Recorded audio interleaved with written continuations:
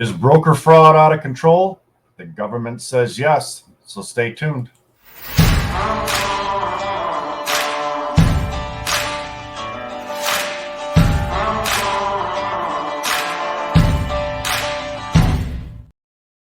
Welcome, everyone, and thank you for joining me today. It is Thursday. It's almost Friday. So, I hope everybody's been having a great week.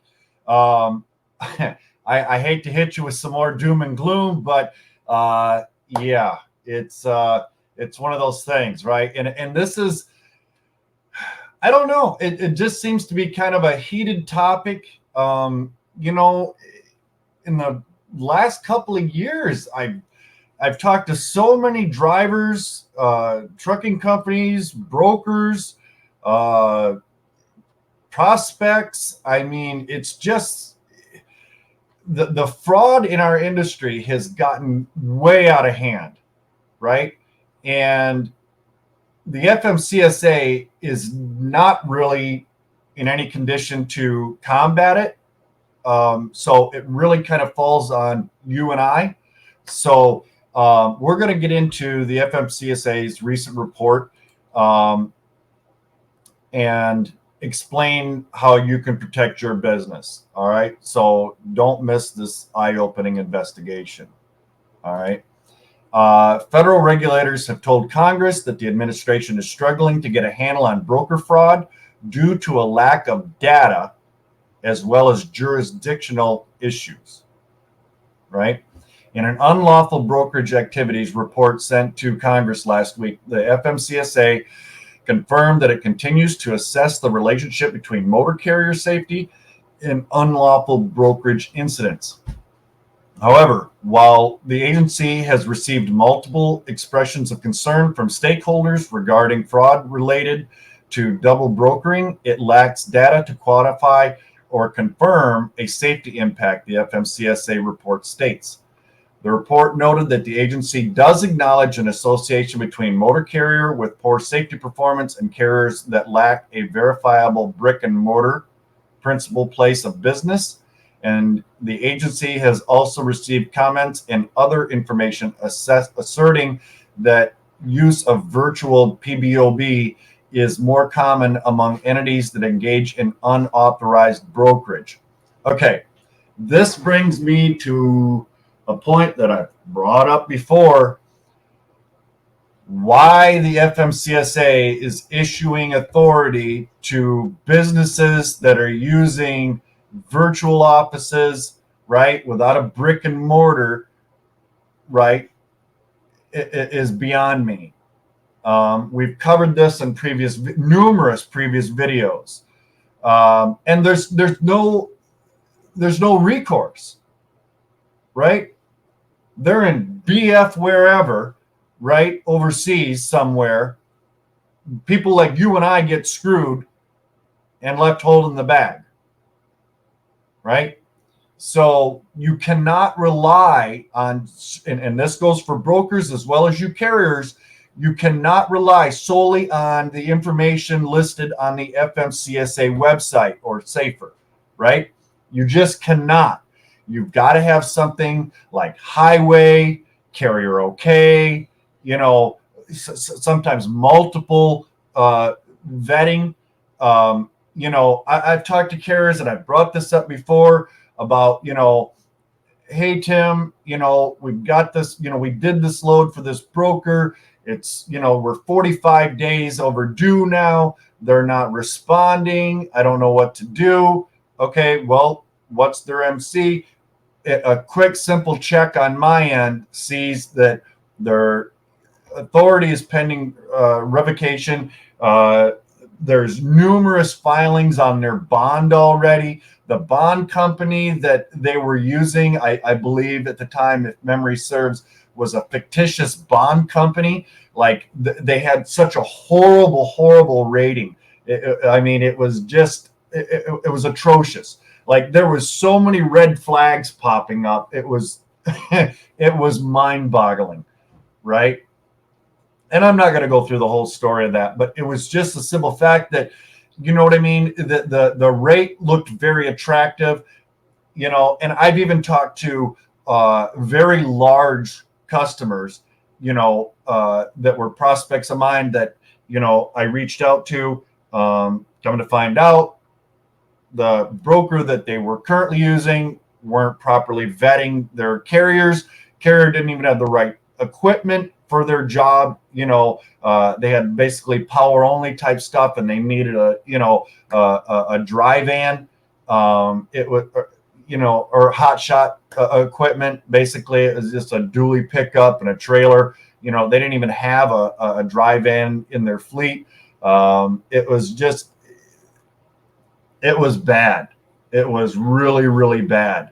Right. And so we went through this whole thing with them, and inevitably ended up landing that customer as a result, because they were tired of dealing with the headaches that this one particular broker and other brokers that they were working with, they weren't vetting. Right. And so they were handing out loads to carriers who inevitably ended up double brokering the load. And then, these other carriers are going, hey, where's my money? Because they didn't, it was a whole string of just lack of vetting, right? It only takes a moment, just a couple of moments to do a check. And I understand, having multiple software and things, but at least have something in place. Like I said, something like Highway, CarrierOK, or whatever your preferred one is, but make sure that it's giving you detailed information and history on this carrier and or broker, right? So, all right, I'll get back to it. Let's see, where did I leave off here? As brokers do not typically engage in the actual transportation of goods. However, the direct safety impact of failing to register with FMCSA as a broker is unclear. The FMCSA is considering additional research into any safety nexus with unlawful brokerage as required by an appropriations bill passed by Congress in 2022. Can't believe it took that long, but anyway, much of the report refers to the FMCSA's oversight of broker violations that occur in the household goods moving sector of the trucking industry.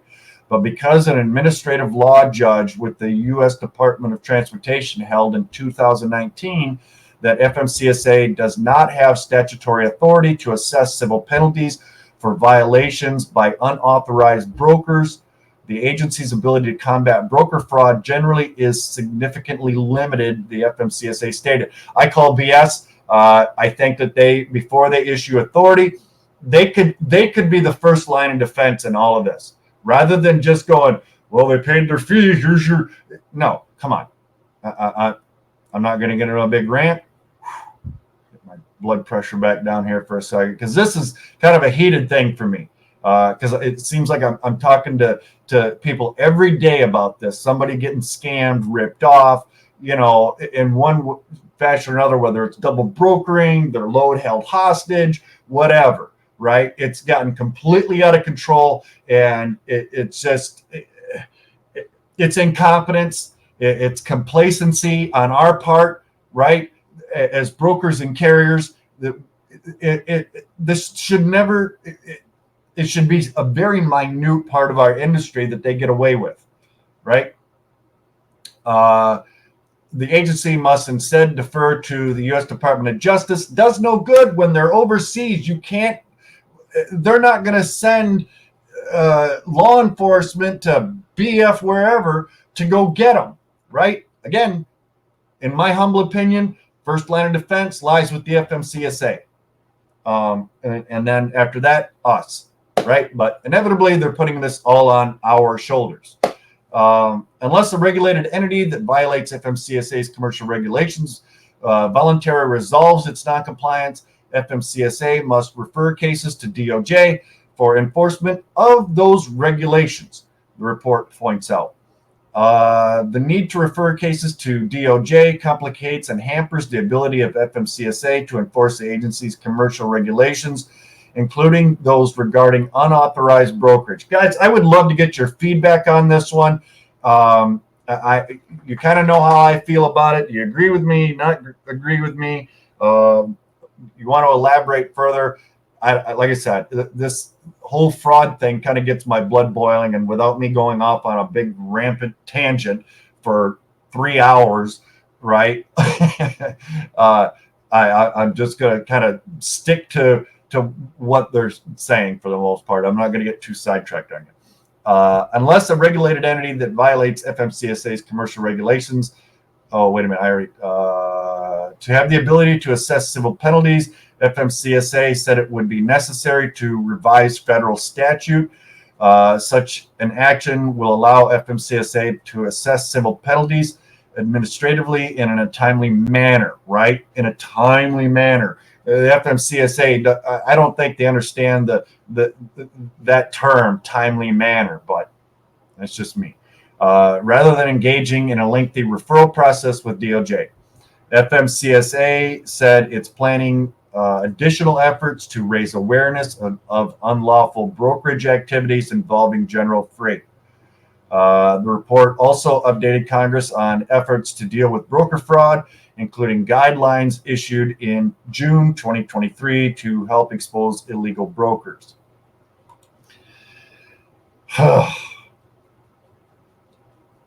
Everyone, I hope you're having a great day. Like I said, I hate to hit you with more doom and gloom, but this is important, right? This is important. We all have to be very diligent in our day-to-day and combating freight fraud, whether it's double brokering, and it really comes down to vetting, right? And for you brokers and carriers out there, if you're factoring, which I recommend Operfi, love Operfi. Again, link down below. Shameless plug, right? That's one of my favorite tools. But if you're ignoring your factoring company for them being approved, right, for whatever reason, that's on you. You kind of deserve what you get, in my opinion. I understand there's a lot of factoring companies out there that just, that's all they are. They're just paper pushers and that. But there are some, again, like Operfi, that sort of go above and beyond. They have a list of, recommended services and things. In fact, they were, I believe, one of the ones that recommended CarrierOK to me. Love CarrierOK. I also use Highway. But if you're looking for that or any other tools, like I said, I got a few links down below for you guys. I don't like to, just have a string long of, outside links, but just a couple of my top favorites I've got down there. Again, but I digress. But yeah, stay vigilant, right? It could cost you your business, right? Especially for you new guys on the block right now, right? You might not be fully aware of a lot of the tactics and things used by these, bad actors. So, if you don't know, or if something seems suspicious, if it's too good to be true, don't ignore your gut feeling, right? If all else fails, don't ignore your gut feeling. It's a lot better to lose a load or not book a load than it is to get scammed and it end up being 10 times worse for you, right? So that being said, again, I hope everybody's having a great day. Like I said, it's almost Friday, right? So we're looking forward to the weekend. I have a lot of chores I have to get done this weekend that I didn't get done last weekend.